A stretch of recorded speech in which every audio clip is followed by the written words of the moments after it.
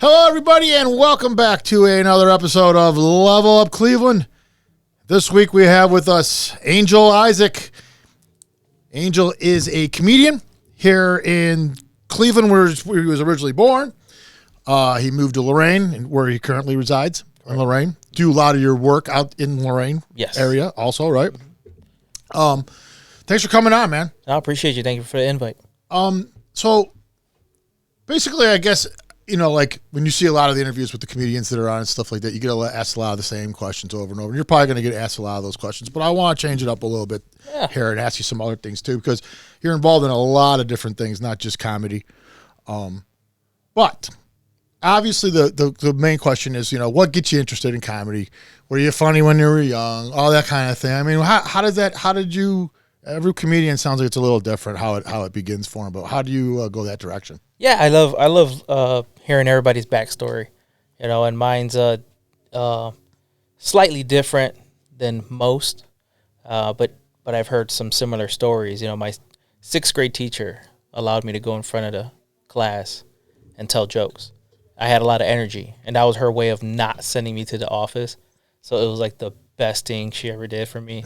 And I behaved. She said, do a few minutes up front and then settle down for the rest of the class or the rest of the day. Were you one of them that type that as soon as someone laughed, you like turned your switch on and then you couldn't stop? Yeah, I just like, I think it was more like growing up, like I being the youngest, Dave Chappelle said it best, the youngest in the family was the tension breaker. So when people were arguing, you know, we'd say something because we didn't want, you know, big brother fighting with big sister. So what can I do?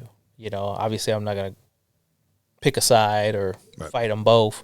Right. So you just came up with this, if I say something funny and they realize it's not that serious, then, but I think it was because I wanted friends, wanted people to like me, and I just had the knack for it. And I mean, like, were you one of them people, like, I know my mom constantly would be like, don't laugh at him. Yeah. Don't laugh at him. He won't stop. You know what I mean? That kind of thing. Yeah. Did you get that a lot? Would people tell you that kind of thing also? Or no, it was really bizarre. Like I was at a younger age. I was like really into like science, and insects, and bugs, and playing with fire, and then I was quiet. I was really quiet. I was more shy, if anything. But then I saw like John Leguizamo, his Mambo Mouth, his first special ever. And then there was Jim Carrey, you know, later on, you know, started watching Jim Carrey, and it was just like, wait a minute, like these guys were fun. They made me laugh, and I liked the way I felt. So then I I just started doing that. And then I learned that I was able to make sound effects till this day.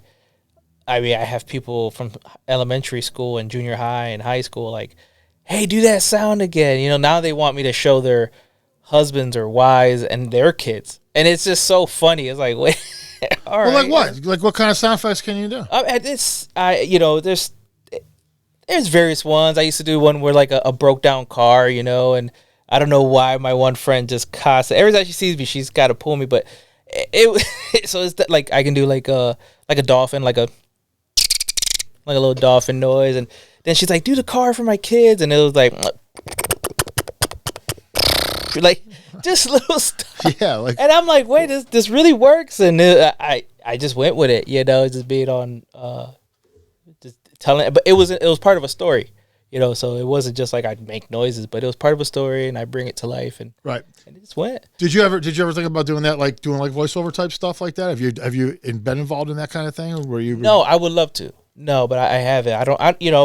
A lot of stuff that I've done in my life, I've met people that do this and certain things, you know, whether it was racing, skydiving, cage fighting, scuba diving. I met people that do that, so I have yet to meet someone that actually does voiceovers, but I would love to, yeah. Yeah, I mean, that seems like, sounds to me like that's kind of what you're great at, right? I mean, that's one of the things you could do.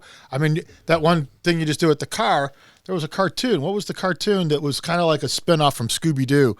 What the hell was that? It was the car that talked.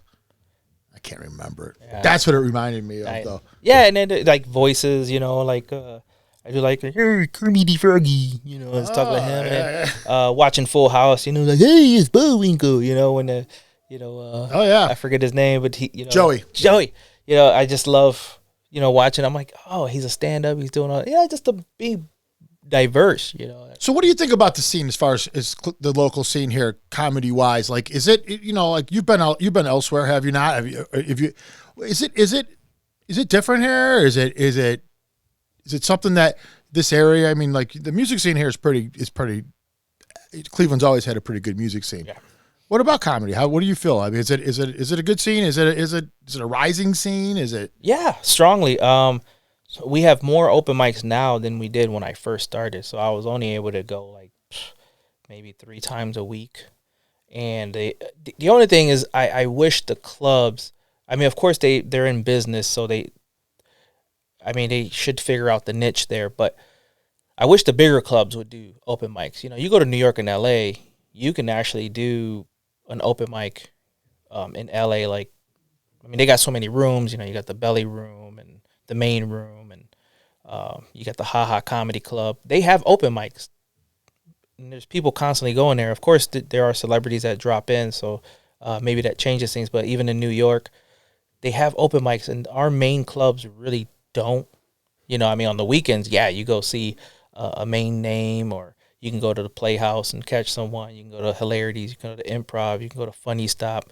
There's so many places around to go, and there's more open mics in hidden gems in the area that you can find. But do you think that what's happened, like, because of the podcasts and stuff that are out there now, every comedian has its own the bigger comedians, namely Rogan, obviously number one, but like, not only do they exist with their podcasts, but these guys extremely the promotion of comedy and the comedians that they do with each other, and how that it seems that it's opened up this whole, like, now everybody wants to be a comedian type thing. So, before there was a group of comedians that ruled the roost of everything. Now it seems like there's so many more people who think they can do it. They're getting the courage up from watching these guys. These guys seem normal. Oh, these guys seem, you know what I mean?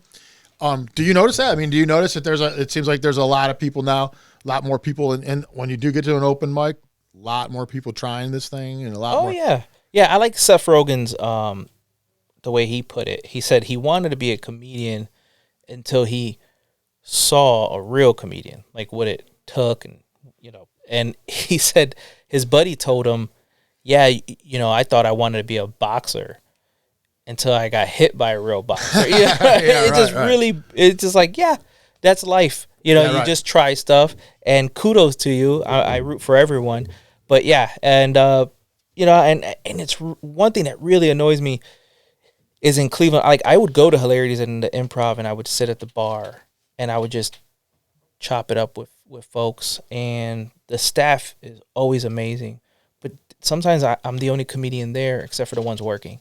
And I just remember reading books. I mean, there's tons of books out there where you can read, like, how Dave Attell was sitting at the bar with Adam Sandler and these other guys, all these comedians coming up. They were at the bar, they were supporting the club, even if you just bought one drink and you just went there, and you brought your friends or your girlfriend, and you just hung out. So I get along with everyone.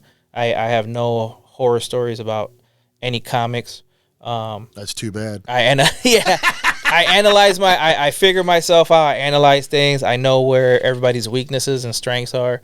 But at the end of the day, I use that for when I do my shows, I know what works, and it does, and it works. Writing material. How often do you have to write material? I mean, you try to stay pretty current, pretty fresh all the time, or how does that even come about for you normally? Drew Carey said something about in his book about current situations, because he says that it's just timely. So in that aspect, like, every day I turn on the TV, there's 5-10 minutes right there. Yeah, right. You can always find material. But it can't. I couldn't take that on the road and say, okay, I'm working on, like, my hour special, so I have 45 minutes there of, like, solid material, but none of it, as far as writing, like, it's almost like divided. Like, I can just come up with something, no different than, like, when you're just on fire and you're hanging out with your friends, right, and you're just one of those zones you're in. Man. Yeah. So that just comes naturally. I don't mind talking to the audience. I try not to make a habit of that, but it just comes to me. So it's funny. So there's constant writing and then improv. So I pretty much write every day, and just I go on my phone and my notes are filled because I'll just be driving and then I'll pull over and just write it down. And I'm like, oh, is it usually something though that you saw where you're like, and then like no matter what, you just find it's funny and you're like, I got to write this down. Is that a lot of most of it? Like, those odd things that everyone sees every day, you just think to write them down? Yeah, we got a guy that walks around our neighborhood, and they call him Blanket Man. I mean, he just walks around with a blanket, and I'm just like, why would they name him Blanket Man? Like, that's like more like a superhero type setup. You know what I mean? This guy's homeless, and you guys are calling him Blanket Man. Yeah. So there's scenarios like that. Just talking, if something happens and I say something, and the whole, if I'm at work and we're sitting there just chopping it up and there's a group of us and I say something, and I'm like, oh, then I got to remember how that set up. Who said what, matters, who said right? what, and that's because I can't just go on stage and be like, and then he said, my friend said, yeah. So you got to set up the premise, and just take them through a story. Steve Trevino gave me that advice, and he's like, walk them through a scenario, walk them through the story, and I just remember sitting there listening to him do stand up, and I pictured him, as a kid. He's talking about his mom in the kitchen making pancakes in her pajamas, holding up her boobs. And I'm like, that's my mom. My mom was in there, no bra. She's comfortable. She's just holding them up, flipping the pancakes. And the way he was just describing, sitting at the table and stuff. I was just like, I get it. I get it. Do you ever find that your sense of humor might be a little morbid too? Like, I mean, like I would think as a comedian, like I know mine is. Okay, I'm just gonna say it right now. I'm at funerals. I have been at funerals where they're horrible funerals, and what's going on inside my head is my own comedy show. Right. You know what I mean? You find yourself. Do you find the things you ever say to yourself, man, there's something wrong with me, like that kind of thing? Yeah. Do you? Yeah. Oh, definitely. Yeah. And I'm, if you ever watch Comedians in Cars, Jerry Seinfeld was telling Eddie Murphy, he's like, we see the joke in it. He's like, the other day somebody said so and so died, and he goes, yeah, that's enough of that guy. It's just like, I know me myself. I think I'm funny all the time, like especially and then when I try to and people don't get it. And it's like, well, how could you not get this? This is hilarious. Yeah. I mean, I would imagine that has to happen a lot. Yeah, I mean, that's where bombing comes in. Right, that's the whole trial and error. You say something and you bomb, and as you get better as a comic, I remember just trying to say this new joke, and it didn't go well. And I'm I'm on fire like the first 7-8 minutes. I'm just hitting, and I'm like, oh, in the back of my head, I'm like, oh, I need to say this. This is a new joke I've been meaning to work on. And then you say it, and then it doesn't go well, and then I just sit there as it's like quiet, and some people chuckle, just being nice, like, well, we like you, which is what you want. When you first go on stage, you want to be likable, but then I'm like, well, I'm not saying that again, and and they laugh from that. Right. You recognize your mistakes. You're fine. You can still get a joke. Oh, yeah. You can still get another joke out of this by just deprecating yourself in the whole process. Yeah, like I've never said or something, and it works. It works every time. Do you feel like a comedian has to have really thick skin in order to be a good comedian? Do you think isn't a part of this being able to make fun of yourself? Like if you have to be able to laugh at yourself to be good at this. Don't you agree with that? Totally. Oh yeah. You can't be somebody who's sensitive and that kind of thing. No, not at all. You definitely got to go in it's almost like just you're standing there in front. You're by yourself, and you're standing there. It's almost like you got to be willing to stand there in your underwear. Sometimes just take it because you're like, man, this is especially if you're bombing. If you're bombing, that's exactly how it feels. Like you're just standing there in your underwear, and people are like, just get your clothes, and you're like, I don't know where you're at. It's just something embarrassing. Like you just got to definitely figure it out. You say something. And just move forward with it, I wanted to ask you was about the Laugh Out Lorraine that you're a part of. Could you just tell people exactly what it is and what you do? And the way it works is people show up. We have, Laugh Out Lorraine has online. We have an online link. We're working on our website, and it's a ballroom. It fits 300 people. We originally started in a room that fit 150 people. And since we sold out the first 2 shows, we figured we need a bigger room. And then that was doing really well to the point where we started selling that out. And people are like, hey, you need a bigger room. I'm like, nope. I just want a spot. More intimate. That's intimate like this, that sells out. It's like, get your tickets, or, hopefully we catch you at the next one. Right. And so when people walk in, you feel like it's decorated like you're at a wedding. Like there's seats, tables are all draped. DJ's playing Frank Sinatra. There's a buffet. Once the comedy show's over, everybody pretty much already knows the spiel. The 4 tables up front are removed, and there's a dance floor underneath. Oh. So people just dance all night. So it's just a party. So the comedy kind of like breaks the ice, and then the party starts. Yeah, it's dinner, show, dancing. So the climate that the comedy's in right now, it's kind of a bizarre thing that's happened recently, and it just happened literally over this pandemic, and then coming out of the pandemic, and then it just seems like where comedy always kind of had a pass with a lot of things. You could talk, like you just said, it's free speech. Mm-hmm. Where you're kind of starting to see, well, no, it's not anymore. And the crazy stuff that's happened. I mean, Chappelle, that just happened. Yeah, it was crazy. Got Will Smith smacking. That was the craziest one. Yeah, it was. But you got all this stuff happening, and it's a comic. You got to watch that and go, oh man, like what the hell am I getting myself into? I mean, do you ever think that way at all? Or not in that aspect, right? And like when I saw that, my thing is, like I just tend to really super analyze a lot of stuff. So it was just like first it was like they were protesting, the Oscars, like, Jada and, Will and, and then Chris Rock. I mean, whether it was a setup or not, I mean, still it was still hard to see, even in his eyes, it's just like, and I saw him live in LA, I mean, he's great, and he's Chris Rock. Yeah. The mannerism was different when he's working on material than when he's actually got it.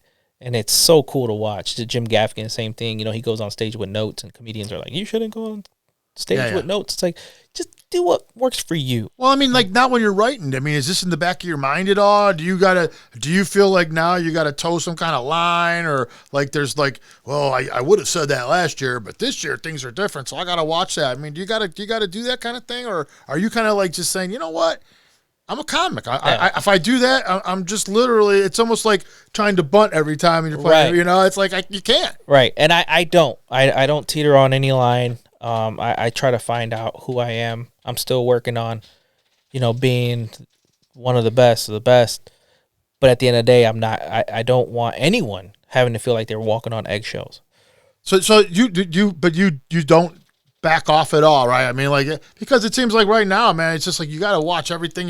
It's not even just about race. I mean, race is just one that seems to get brought up a lot, but people are offended now just about, I don't know, like anything. Mm-hmm. Like it's almost as if they're trying to find reasons to be offended, and that's got to be a comedian's worst enemy, is somebody who's constantly trying to find reasons to be offended. And it seems like they're growing as fast as the comedians are growing. I asked you about that earlier. I was like, is there a lot of them now? Yeah, but it seems like there's an equal amount of people being offended by them. Let me ask you this: with the stuff that's happened lately, have you thought about like learning some jiu-jitsu?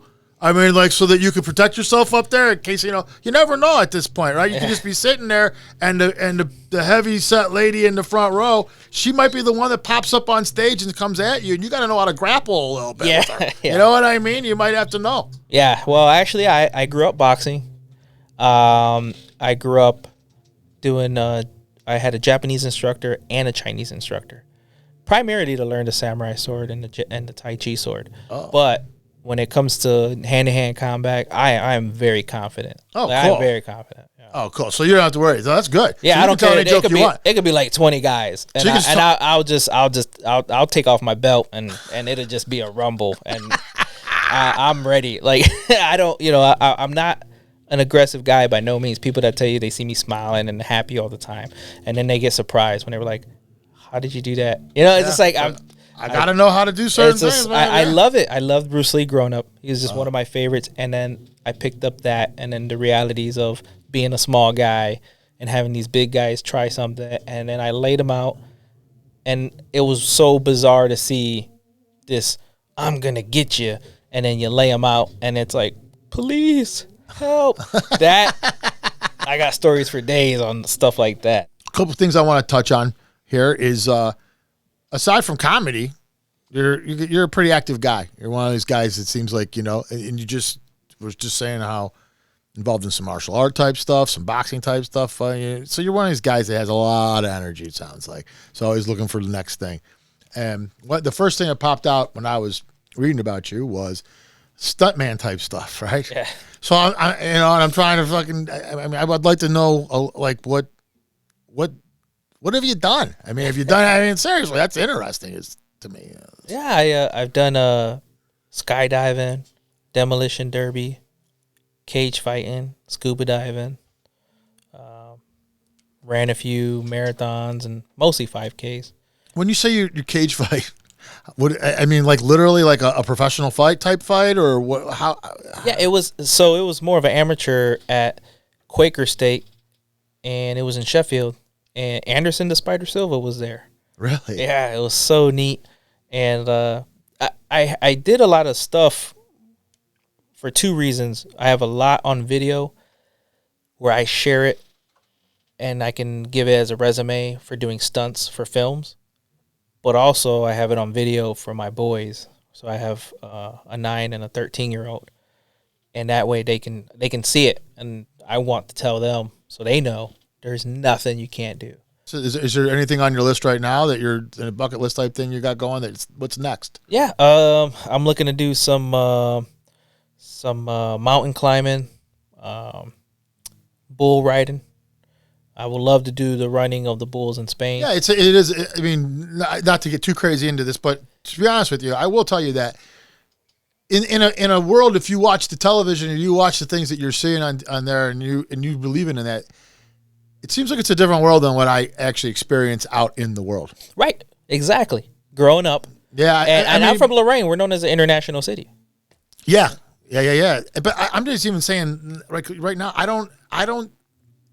I get equal love from everybody, man. Right. Like I really do. I mean, I don't see the division in my day-to-day activities that I'm doing. Right. But if I watch TV, it's everywhere. Yeah, it's right. Like, exactly. It's like, that's in my bit. I do a stand-up. One thing I say is there's no such thing as race. There's only one race. That's the human race. Right. But there is prejudice. So it's not to take away from that. But you have the Macedonians fighting with the Greeks. You have the Serbians fighting with the Croatians. You have the Tuntes fighting with I forget the other tribe name. I remember a friend of mine saying, well, if so-and-so gets in office, I'm moving to Africa. And I'm like, which part? He's like, it doesn't matter. I'm like, just because of the shape of your nose, that tribe will kill you. So now if you take all that, what are they looking at that's making them different from one another? Yeah. And it's a simple math. And when you figure that out, there's a huge weight off your shoulder. You're not tensed. You're not looking at anyone different. Yeah. When you walk in someplace, people look at you. You don't care. It's like, Do you feel like the Puerto Ricans have a equal prejudice against them, or do you think, like you said, do you think that somehow the not just Puerto Ricans, it's Hispanic really, that they kind of just kind of like swim through it and just kind of like. They're not really getting thrown at, and they're not really throwing at anybody. Yeah. They're just kind of like, well, I don't know what you people have a problem with. Is it? Yeah. Is it kind of like a lot of them live like that? Yeah. A lot of them do live like that. But they experience their own. I mean, I've experienced where I'm translating and trying to help someone.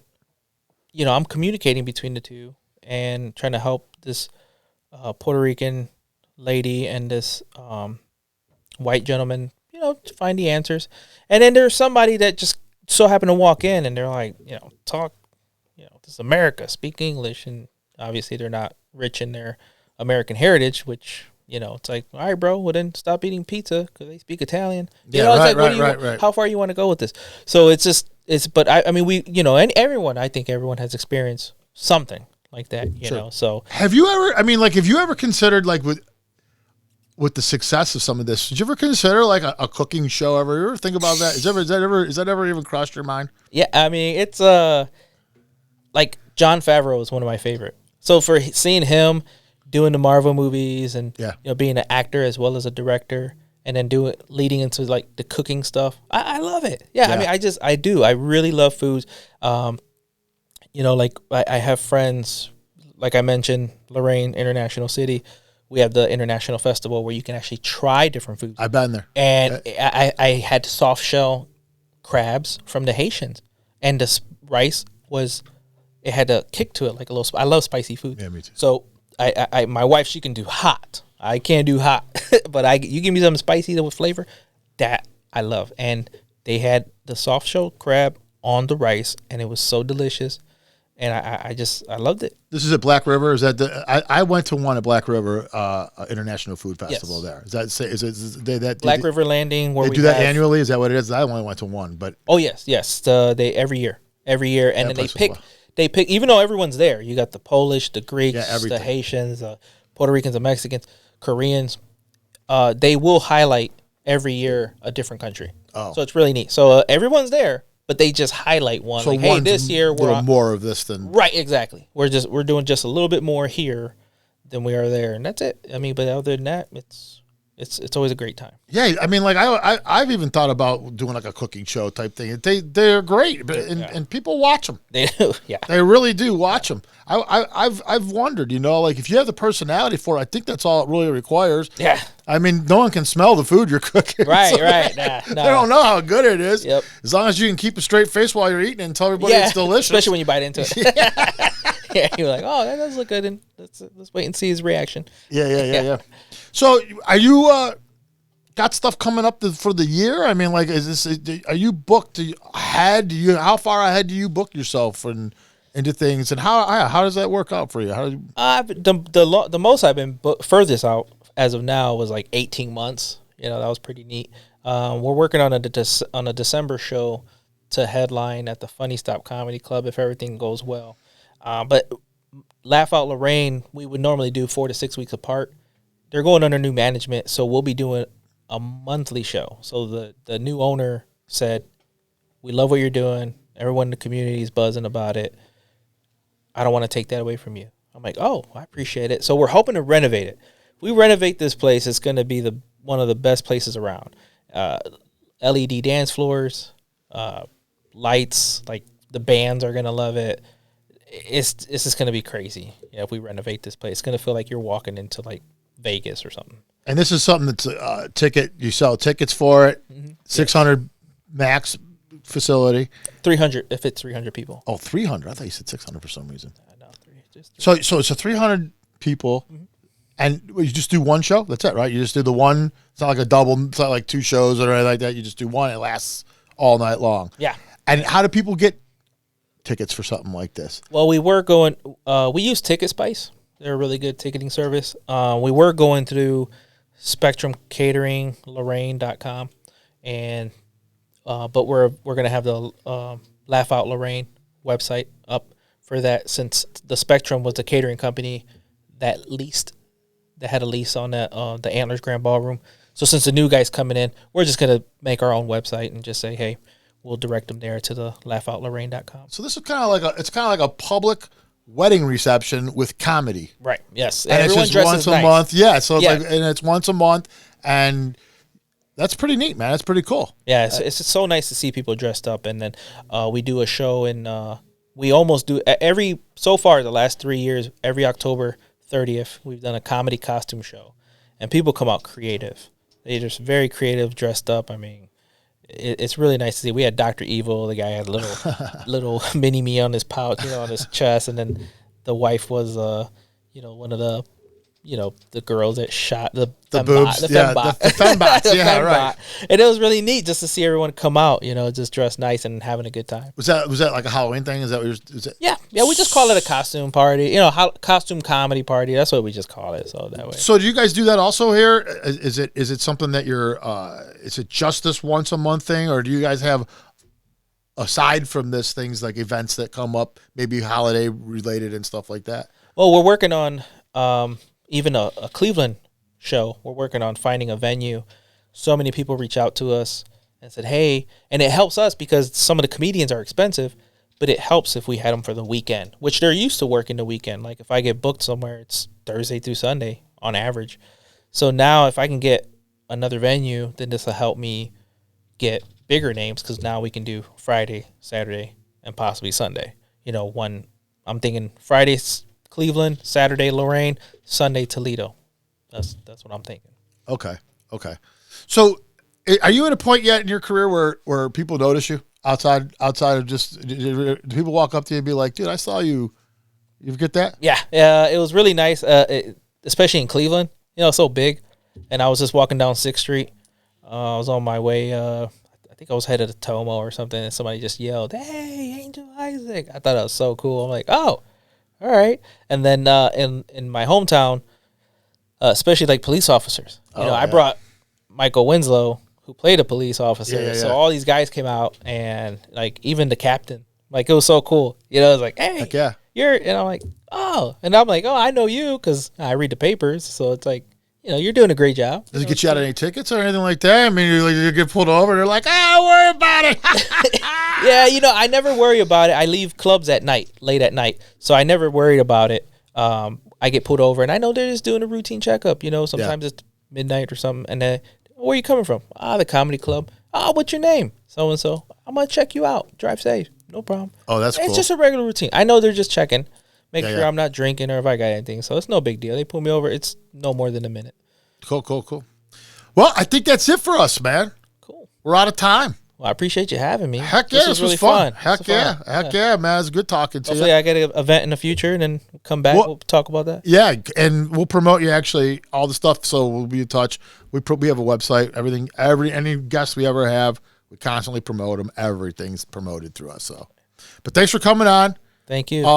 Anybody get a chance to go to the Laugh Out Lorraine? The party. It's a party. Yeah, all night. One stop shop. And you said, who do you use for ticket service? Ticket Spice. Ticket Spice. Yeah.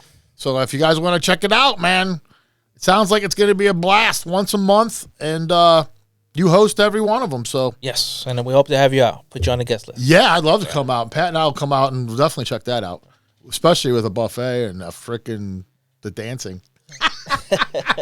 We're real big dancers. All right, guys, we're out of here. Level Up Cleveland. We'll see you guys next week. That'll be fine.